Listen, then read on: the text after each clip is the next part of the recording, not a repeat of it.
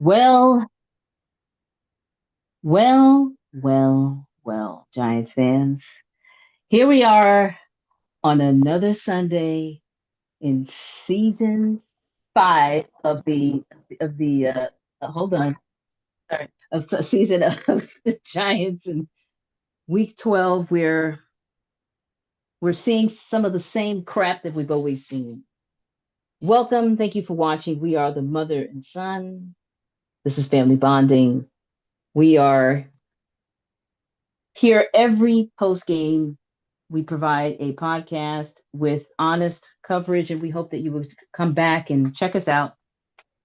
We have our lightsabers. You can see this every time if you subscribe when we lose. The sun just got a really nice one. Actually, mine is just like a prop one. But when Yes. now when we are mad, we will, we try to bring out props sometimes. But this one hurt. So please like, subscribe, share, and talk to us in the chat because this is something that it's hurtful. It's hurtful to continue to watch games like this. It's hurtful to see uh, our players putting everything in to the game and then at the same time still losing by a score. And the fact that we had this game all the way up to the very few minutes, the last minute, excuse me, of the fourth quarter, and then blew that too. But the son has so much to say, and I'm going to just throw it over to him because I think he's ready to give us exactly what he feels and probably what a lot of you can commiserate with. Go ahead, son. Amazing how it's been about 6 weeks of the same mistakes in all of our losses, where we decide to go for it on fourth down and not just kick the field goal. In a very obvious just field goal situation, kicks it. Let's just kick it. The score would have been 30-24 instead of 27-24, which gave the Lions two options. Either they force overtime or win. Not just the one option of we have to score here, which is more pressure. It means it's more obvious what they're going to be doing. They're going to be trying to go for passes. They're not going to be running it or whatever. But they did whatever they wanted because they had, again, two options that were given to them by Mike Kafka's poor decision making. Now, yes, the offense looked good. Yes, Jameis Winston had a game. Wando Robertson had a game. It doesn't matter when you decide to, like I said, not get the field goal, you go for it on fourth down, and then now you're in a situation where you're in overtime again after having the lead for all game. The first time, I'm gonna say this again, the first time the Lions had a lead this game was in overtime. In overtime, we had a lead all game and we lost. We had the lead the entire game and we lost.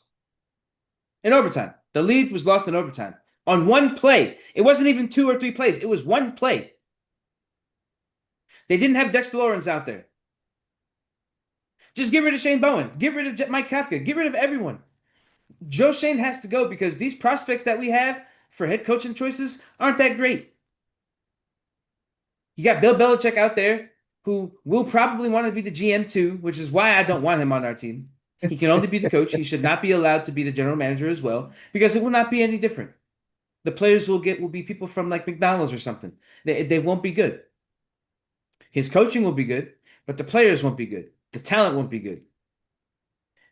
All these injuries we had in this game today, we got Daniel Bellinger being chosen to be thrown the ball to at least twice today, and he got hurt trying to catch the freaking ball. Same thing with Theo Johnson. I don't know what's going on. I don't know what is going on out there on that turf that makes these big dudes get hurt like that trying to catch a football. But you look at what the Giants did today. Mike Kafka's offense looked very good. Shane Bowen's defense looked decent all the way up until the fourth quarter. Shocker. But then this is where the true colors of Mike Kafka comes out. And previously, Brian Daboll. They don't know how to manage a game when it matters most. We don't know what we're doing. They have inexperienced people managing this team. And I was out with my fiance yesterday. We were with some of her coworkers out at a bar, and we were talking about the New York Giants because some of her coworkers are other football fans outside of the Eagles. One of them is a Giants fan. So we talked about just all different teams, and then the Giants came up, and then they started talking about the head coaches coming out. Why is it that the prospects that we were looking at or that they were liking were people who've never been head coaches before? They're like, he's never been a head coach and all these other things. Look at our last four head coaches. None of them were head coaches prior to coming to the New York Giants. Look at all their records. Brian Daboll has the most years under his belt as a New York Giants head coach, being a former offensive coordinator, never being a head coach. He has a 20-41 record. 20-41. I don't even need to recite the other people. Their records were atrocious, that they were one and dones. So you're looking at 5 head coaches who were not head coaches prior. And you've got people talking about prospect coaches who were never head coaches before in the NFL coming over here to New York. When are we going to find a head coach that actually has head coach in their resume prior to being on our team? We've had a special teams coach, defensive coordinator, offensive coordinator. We've yet to have a former head coach be on our team post Tom Coughlin era. When is it going to end? When? I'm done. I can't do this anymore. I'm getting sick to my stomach. Mentally preparing myself for a loss. Do you guys understand? I'm going to tell you something about me right now. We're going to get a little personal here. I am what you call a true gamer, okay? If anybody here plays video games, these are the games that I play currently. League of Legends. If I can play it and it works, maybe Fortnite when I just want to mess around. Marvel Rivals is something I used to play. I was top 8% in the world before the game stopped working on my computer because Windows 11 sucks. But that's a different topic. League of Legends, let's start there. League of Legends, I'm always a top 20% player. At the very least, top 20%. I am a winner. I hate losing more than I like winning. I don't think people understand. I am toxic when it comes to wanting to win. So as a Giants fan, I'm going insane every Sunday watching this team lose when all I want to do is watch them win. It's the same thing for me when I'm playing a video game and I can't win. I'm losing my mind. When I played sports and we weren't winning, I was losing my mind. I was one of 5 or 8 people that genuinely cared about winning on my high school football team. The rest kind of just were there just for the image. They didn't actually want to play football. I was screaming at the top of my lungs at my teammates every week, telling them to lock in. Like, can we play the game seriously? We're getting hit in the mouth. Can we hit them back? I am losing my mind watching this franchise. We have less wins than Tom Brady has had since 2020. He's been retired for 3 years. Horrible. Enough is enough. Enough is enough. I'm done. I can't do it. I am at my mental limit with this team. Watching them repeatedly have us go thinking that we're going to win the game just to lose it in the last 5 minutes of the game. The Broncos game is still in my head rent free. I think about it every day. It's terrible. That's awful. That's really We awful. were up by 19 points at the beginning of the 4th quarter. Up 19. And then they win. Not in overtime. In regulation. You can't make it up. No, we have comments chat. We have Michael Holmes, saying, well, we all know they need a proven head coach, period. No more experiments. That's absolutely at David Valentine 3799 says Giants are rumored to draft massive OT Spencer Fano. I don't know how to say his name. Whatever, we need a better Massive. we I have need a problem with that. We need a GM that's going to make decisions that are strategic for the team going forward. So, and that is not our current GM. That is not him. That is not Joe Shane. I have a question for you, Mom. Yeah. What other massive lineman did we just draft recently that's a bust? He's 6'7". At the time, he was 360 pounds. You remember who that is? I'll give Is you a it hint. Andrew Thomas? I'll give you a hint. I Fans should stick to making their burgers and hot dogs. Who said that? don't remember. Now I'm And really stuck. see, he's so bad you don't even Evan remember who he is. Neal. Oh my God, you're right. I don't even think about this. Six Where is seven he? on the Where is bench, he? warming it up. He warms the bench the way my cat warms my seat when I leave to go somewhere else. And he's not even doing that. He's really just taking your heat. He's just taking my seat, and then I move him out of the way, and it's nice and warm when I come back. Right. He's That's what Evan Neal's doing. He's just warming the bench. he's holding the space for the other players He might so as well that they just can. build a house there because he's never getting out. He's I terrible. forgot about Evan. I But always forget about him. but yes, that's just a remark to the we're supposed to be drafting a massive offensive lineman. It doesn't matter about how big they are. I don't give a damn. Can they block? Do they actually have good footwork? Do they have fast reaction time? Can they compete at the NFL level with those speed rushers on the edge? Can they do that? I don't care if they're 6'8", 385 pounds. If they can't move, they're useless. I want good linemen. I don't care how big or small they are. Get me the top prospects at our position needs, which in my opinion are the guards, and we need depth and the outside. We need some sort of depth somewhere. There's got to be depth, and it can't just be in the offensive line. It's got to be the skill guys too. We have like no depth. Once our best players are out, we have nothing. Like literally nothing. And then Yeah. when those people get hurt, we have to pull people from the practice squad. Then we got to go to other teams' practice squads, not their backups, their practice squads to pull their players and bring them over because we don't know if we're even going to make it to week 9. Like Question for it's you. bad. Hodgins. He was the one that they literally called up and he flew in. He wasn't so I our third string, our practice squad guys, they're still in the area, right? They still have to participate with the team. So if we had to fly Hodgins in from somewhere, he was on the sofa, right? He wasn't Yes. even, yeah. And think about this. Hodgins was somebody that Joe Shane brought over, but then he got rid of him. But got rid of him. Yeah, so the guy was on this, and he's been playing well.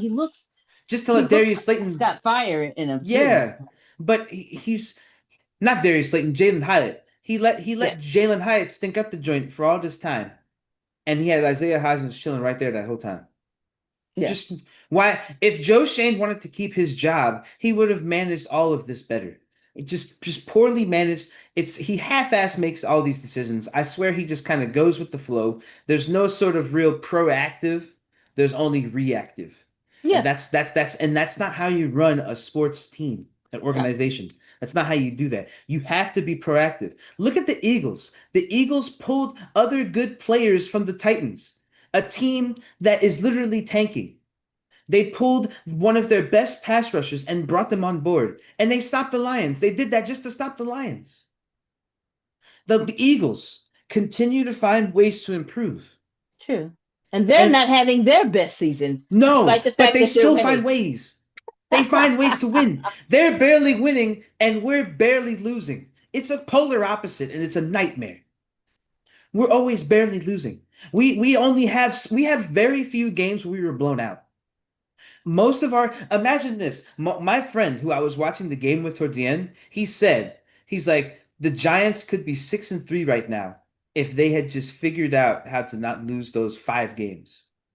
So let me We could be just six and stop you three. there. Yeah. So something something came to me today looking at some of the design plays that were run on offense. Mike Kafka obviously making those, and I suspect that he's had these plays for years and has developed them around different players that we've had, and that under the leadership of Brian Daboll, he was stifled in his ability to lead and to actually execute on those design plays. And he was able to do those and had some fun with them and had some really good trick plays with Jameis Winston, who executed them quite well. It got him really charged up.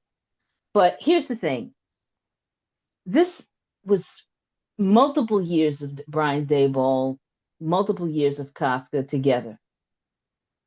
In that time, we didn't. First of all, think about how much time Jameis Winston had to actually execute those plays. We were protecting him. He was Yeah, protected, right? yeah, for We're the most using a part. lot for the most part. Something different is happening. And it's because Mike Kafka is able to do his job. He's able to use the brain, his offensive brain, and execute plays that he probably has a book full of that Daboll just ignored. Now, why would a Mhm. head coach do something like that? This, hear me out here. We just had this is a big gambling scandal right now throughout professional sports. I'm looking at Daboll sideways. Something's weird about. I mean, for multiple seasons, you're not listening to your offensive coordinator fully, and you're overriding some of the things that he had to be doing that in 2 games. There's only been 2 games with Kafka, and we look light years better. We're still losing at the end, but light years better as far as execution, Hmm. as far as coverage, and being able to give our QB time. Think about how cruel it was for Dayball to be putting poor Jaxson Dart out there into and throwing him into traffic and him getting all beat up and concussed and whatnot Routinely. routinely. It Was wasn't he like it was every once in a while. It was like just QB rushing, QB right? draw He did, yeah. He option. wasn't, and he wasn't changing up on that, despite what he was seeing, what was happening to the young man. So could that be because Ahem. he had ulterior motives? Did Don't Dayball have forget ulterior motives? to add on top of this, he went into the freaking tent and pulled him out of concussion protocol. Hmm. He went into the tent and pulled Jaxson Dart out of concussion protocol. When has a head coach in my lifetime have we ever seen anyone do that? It really doesn't happen. I don't think I've ever seen that in my last 25 years of watching football. And they made a point of watching him run over to the tent. He was frantic. He went in there, popped his head in, was clearly yelling at them, and then got him out of there. When has any head coach ever done that? When? And for some reason, nobody had a problem with it. That's not normal. You're in concussion protocol. It is a rule. It's like a policy. You know how companies have policies? In the NFL, that's a policy. If you have experienced a head injury or something and it leads you to be sidelined, you have to go through concussion protocol before you can be cleared to play again. That is a rule. They let him take him out of the tent and put him back in there. For what? So he could be 2-10 still? Stupid. We also missed a comment from David Valentine. He said Valentine is spreading fake news, by the way. he is. I, Yes. okay, because I'm seeing the Pete Carroll, and I'm like, they ain't bringing no Pete Carroll. No, it's all fake news. David Valentine is fake. Should I block David? You're gonna get blocked. David Valentine, you're gonna get blocked. You're spreading fake news. I'm not sharing Fake that news is stuff. fine. He's trolling. Who cares? It makes it entertaining. Why not fire Joe Shane and bring Eli in to find a GM? No, Eli is why we had Daniel Jones. True. Eli is why we had Daniel Jones. I Daniel don't. Jones was in the Manning camps, and him and Peyton No, gave their green the thumb. Not to say, but looking at what he's doing now, I mean, he has a different system that he's working under. But he's in who an knows? easier schedule. I don't want to hear it. Right. And who knows what it would have been like under different. Well, we know what it was like under different circumstances. It was great at his first season because of the schedule. You're right. So anyway, um, Wait a minute. Stop. The Colts lost to the Chiefs in overtime. Let's look at the stats. Daniel Jones had 181 passing yards and 2 touchdowns. Patrick Mahomes had 352 yards and 1 interception, and they still lost to the Chiefs. If Daniel Jones was so freaking good, wouldn't he have found a way to win this game? I just feel like he would have found a way to win this game. certainly. Me personally. Well, let's get back to our team and stats because I want to give a shout out to Jameis Winston had one of his best games, despite that he didn't win. Had one of his best games ever. It really was a great leader on for this game. He had over 345, probably by the end of overtime, probably had close over 350, 350 uh, running of yards, right? And then he had his first touchdown reception. I mean, that's kind of amazing all the years he's been playing, right? I think that's great. And Wandale Robinson, holy hell, most people probably was like, who, where did he come from? He's been there. He just hasn't been in position to do what he did today. It's great. He looks I great. guess. See, yeah, the son is not, he's just jaded. The son is not interested in anything. I'm proud of what he was able to do uh, to, to bring some life to, the pass game. Tony from the Bronx says Bowen got to go. Carter needs to hit the weight room. Dex doesn't want to be a Giant anymore. The Giants Probably need more not. receivers and linebackers, period. Yes. I think Dexter Lawrence is we're wasting his talent and his time. I think he's getting It's true. impatient. He's getting Did you impatient. did you like at the beginning of overtime, did you hear the commentators saying, they didn't see him out there, and then that's how that run happened, right? That's how the Lions won the Why wasn't overtime. he out there? It's the I first was play like, of overtime. maybe he had to go poop or something. I don't know, um, It could have been but possible that Shane Bowen is incompetent and didn't have him out there. he I'm wasn't just even on the field. Jonathan Velma, the commentator, he said he couldn't even see him that he was on the field. I saw him with his helmet on. I Maybe don't that was know. after. I mean, he wasn't on the field. This is overtime. Only in overtime. He said that's when he didn't see him. And of Yeah, course, he that's when wasn't on that, the field at all. yeah. And that's when that run happened and they got that initial touchdown that we never recovered from. So, Michael Holmes says Carter was a linebacker in college. Putting him on the edge is not his lane. But hmm, Michael, don't forget, he's the same person that asked for number 56's jersey it's to come true. out of He did. retirement. Number 56 was on the edge. Number 56 did it all. Yeah, he did. He wanted to be like 56, but he can't do it all. No, Michael Holmes just proved my point that Abdul Carter is not what he thinks he is. And a lot of people who don't think he's a bust need to reevaluate that because look at what Abdul Carter's done. I believe he didn't even have a tackle today. If he did, he had maybe one. He averages a tackle a game, and he still has a half sack on the season. I didn't see much from him. He applies pressure. That's about all he does. He applies pressure. Hmm. And half the time the pressure doesn't even amount to anything because if you watch some of those plays, the quarterback still gets the ball out for a first down or a bigger play. And so it's not even like the pressures really amount to anything. We had 18 pressures against Caleb Williams. He still balled out. No sacks. It just doesn't make sense. That can't always all be coaching. Paul K. 3513. Carter is a That's legend funny. in his own mind. He Clearly, that's the thing. yes. He thinks he's a legend in his own mind, Mr. I'm gonna show up on WWE with Cam Scatterboo on one leg. I'm gonna call him one leg Scatterboo until he comes back. One leg Scatterboo over there trying to shove some wrestlers and then getting beat up. Well, beat up. Meanwhile, Beat up. he could actually get injured doing all that. But it's like Abdul Carter had a belt over his shoulder, like he was some sort of champ. Like that clip is so clowny to me because it's like, first of all, they shouldn't be doing it, but then you got Abdul First Carter of all, with the they should. championship belt. If the person that was supposed to have it, it should have been Cam Scattergood. If nothing else, it shouldn't have been Abdul Carter, not No, him. no, He doesn't deserve it. Cam Scattergood's been injured since like week 6 or 5, and he's still done more than Abdul Carter. It doesn't make sense. no. Scat is the real deal. I agree with you, Paul. How can a rookie ask for LT's number? Because he's arrogant and he doesn't understand what he's doing.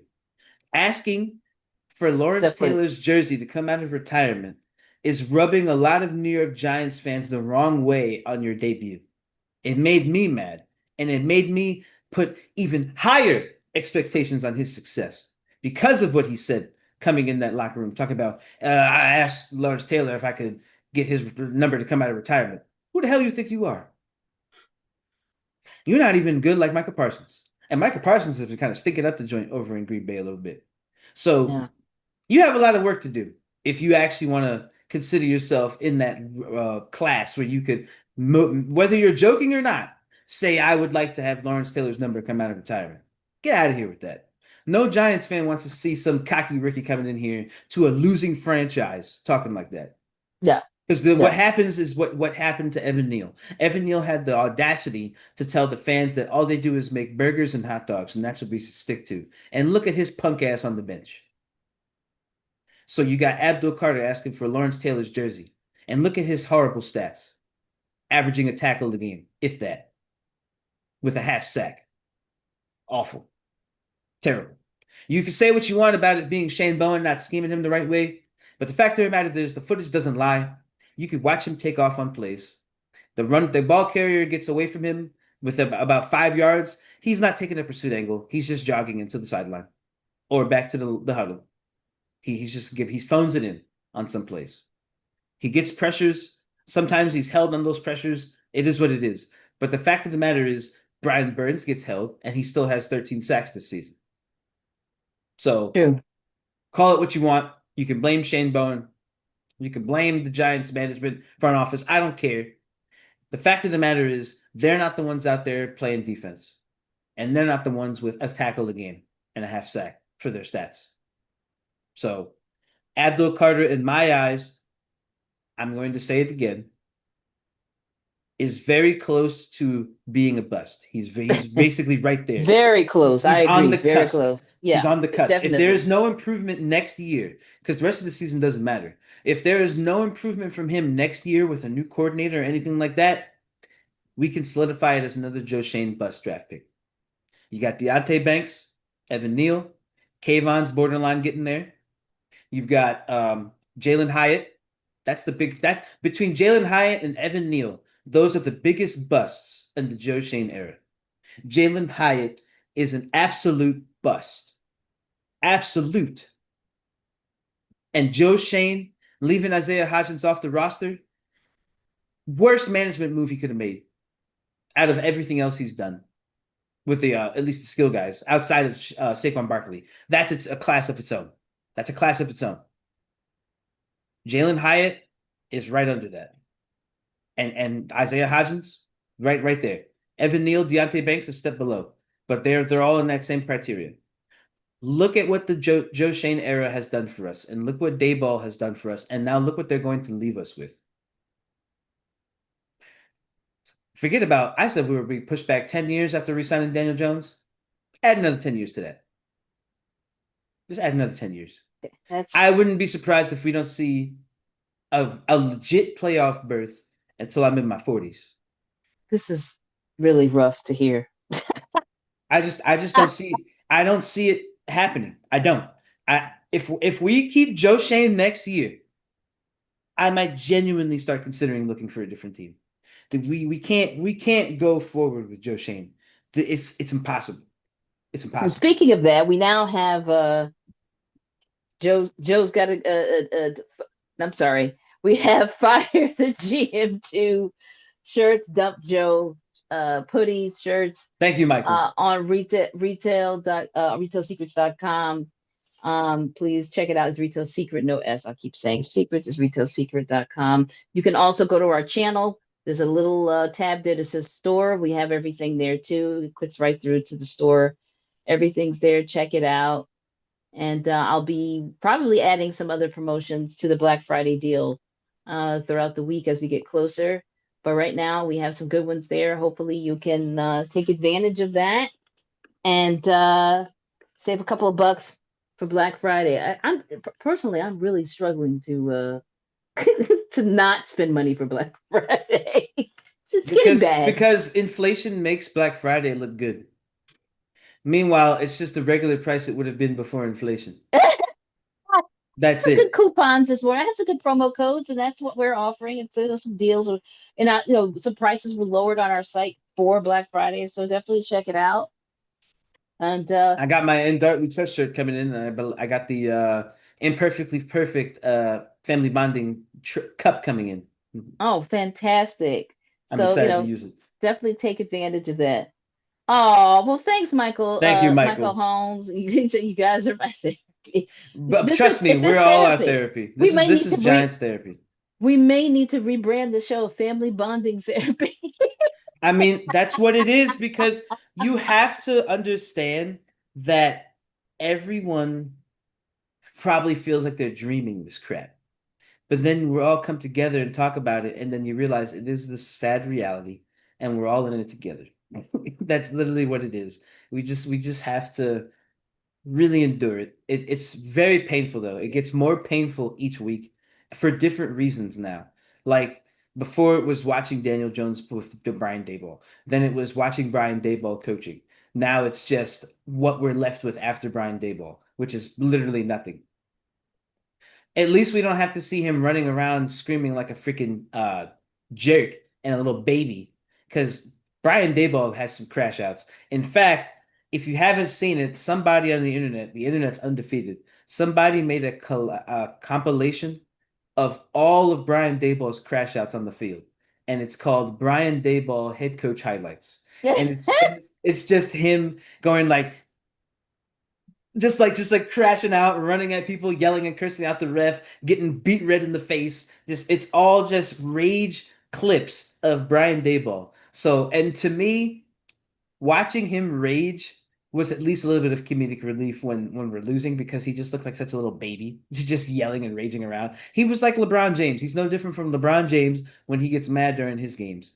Because I remember LeBron got so mad at the ref and he started jumping around, stomping like a child. That is what it was like watching Brian Daboll when he was head coaching. He would always just run around, get beat red in the face, run up to the ref, and just start yelling at him and cursing. Was that again? I'm going to go back to was he part of some sort of sinister gambling ring where he was helping to fix games? That was part of the overreacting was to make it seem like he was really vested into the wins of the team. I'm telling you, there's I mean, he something exposed fishy about himself it. in the Hard Knocks. He exposed himself and said he gets hated when he was talking to Malik Neighbors before Malik Neighbors got drafted ultimately. He said, "How do you take or how do you handle losing? Because I get pretty ticked off." He outed himself that he has temper problems. So I mean, but yes, I don't know if he's rigging it. I want to say I that like Brian Daboll is just conspiracy bad. theories. Yeah, but don't give the Giants team a benefit of the doubt that it's a conspiracy. They could just suck.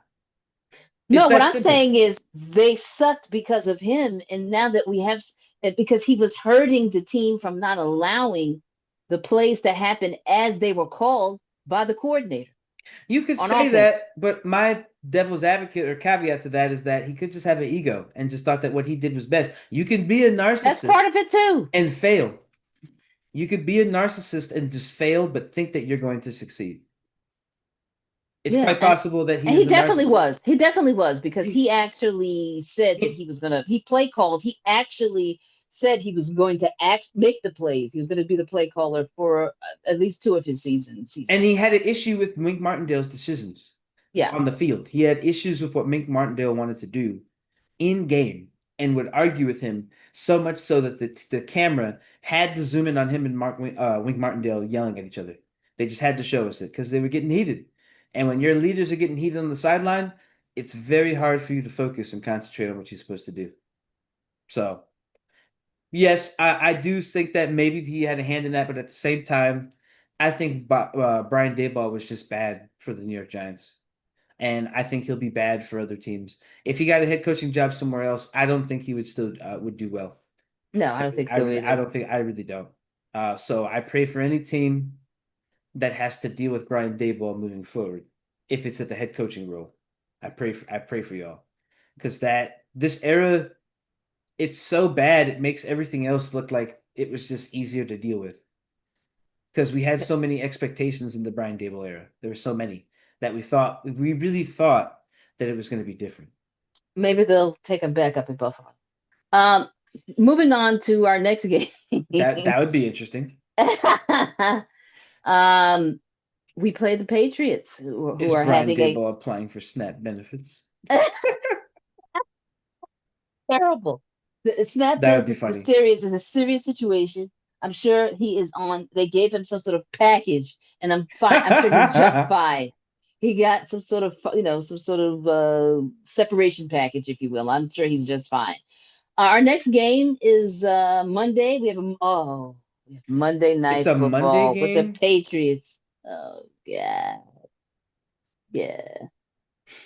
Yeah, and then we finally that following Sunday finally have our bye week. Thank God. And then the game after that is December 14th at 1 against the Commanders. But Why did they wait to give us a bye week when it literally doesn't matter? well, The bye, and they did this to us last year, and I think the year before. Our bye weeks always are when it doesn't matter. Is it because they just know we're gonna stink anyway? yeah, pretty much, pretty much. Um, But then that means it's rigged then. Because why did the better teams get their bye weeks early on? yeah, we really are holding it up in the rear. Oh, Shanko's Matt in. Shenko comes in 10 losses before Thanksgiving. 'Tis the season. It's gonna be a pretty rough Christmas for sure. Yeah, no, it's I don't even know what team to compare this to because I don't really know any other teams that I'm fans of that lose like this. And here's the thing, I right really don't. now, these last two games, we are playing better than the last season. And right now we have less wins than I believe, than we had at this time last season. I think. I'd have to look that up. But I know we didn't have what, more than three or four? We have two. Well, could we end the season with less wins than the Then the 2024 season? the horrendous 100th year Which season. the 100. Yeah, that was it was the crappiest 100th season ever for any team. Yeah. Mhm. I think it's time to embrace the power of the dark side. I'm going to MetLife. I'm having my Anakin Skywalker moment. What are we gonna do, Master?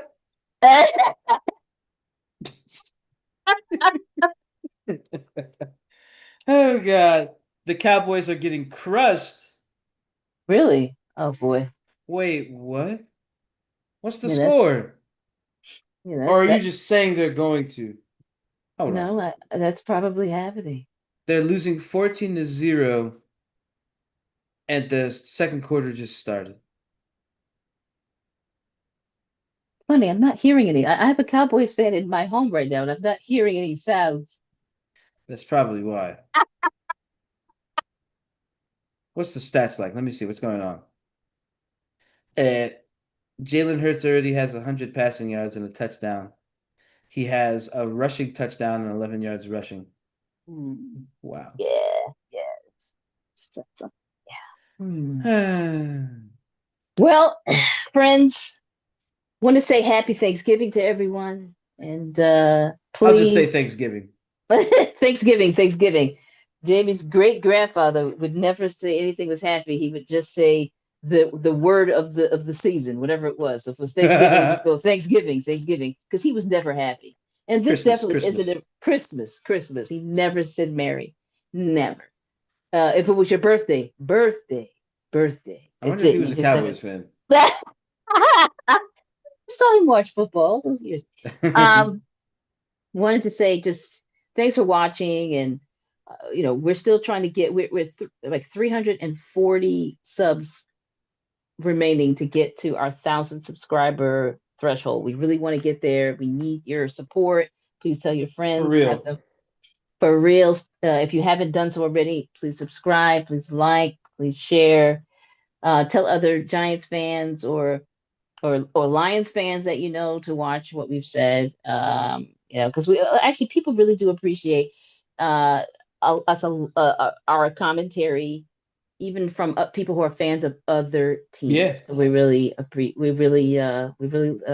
all of you for being here and joining us for family bonding therapy after these games, which clearly really kind of just ripped the rug from right under us. I mean, because you feel good, you In New feel like York you're gonna Giants win, fashion.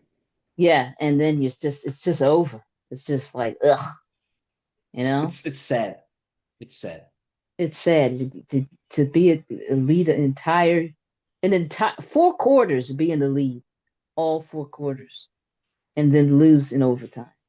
It's The a first freaking loss, embarrassment. or rather, the first time we trailed in overtime. You can't make it up. 21-0 Eagles. Wow. I'm gonna look up because there was a lot of good stats for the Giants in this game that they haven't seen in decades for some of them, which is unbelievable. That's how well they were playing. So, we could keep rehashing it, but it is what it is, folks. There's losing, and then there's losing while being a New York Giants fan. Yeah, then there's that. You just you become accustomed to it, but it still finds ways to hurt. Sad. So now I got to hear about it from my coworkers or anybody else that wants to be an obnoxious Eagles fan about how much they spanked the Cowboys. So I guess next, thanks for nothing, Dallas. I wouldn't be surprised if that score is going to end up 40 something to like a low scoring. I don't know. I can't. That just shows how much of a chance we had against the Cowboys in the beginning of the season.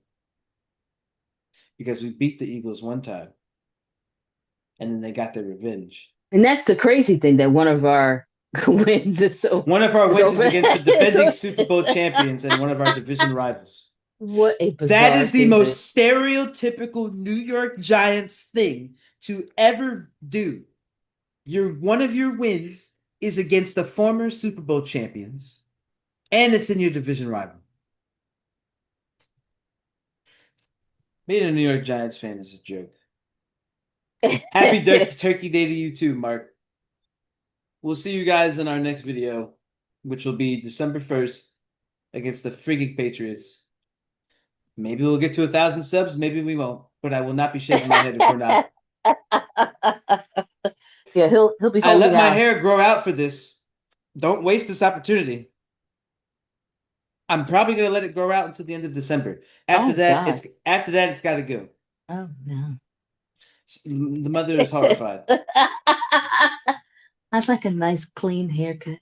So 1,000 subs, please. And I'll either be shaved bald or I won't because we won't make it to 1,000. Maybe I'll trim my hair for the sake of keeping it for the event. But we've got to hit this goal.